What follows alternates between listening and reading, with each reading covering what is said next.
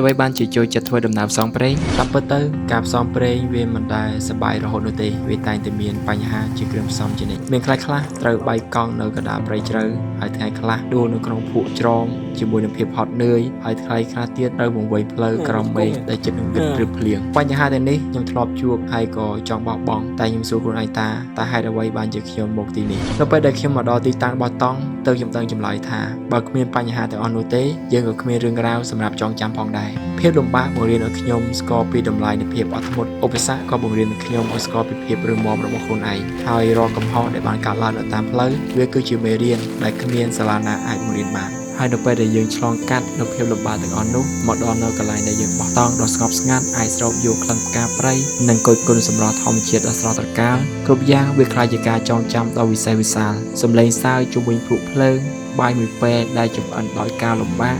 និងការសម្រាកនៅកណ្ដាលព្រៃភ្នំវាគឺជារង្វាន់ដែលយើងព្យាយាមមិនបោះបង់ពីជំហានដំបូងជីវិតមិនខុសពីការធ្វើដំណើរឡើយបើផ្លូវវារាបស្មើពេកវាធ្វើឲ្យយើងឆាប់ធុញទ្រាន់រំខាននឹងឧបសគ្គដែលបានកើតឡើងនៅតាមផ្លូវព្រោះវាគឺជាគ្រឿងផ្សំដ៏សំខាន់បំផុតដែលធ្វើឲ្យការចងចាំនិងការធ្វើដំណើររបស់យើងកាន់តែមានន័យ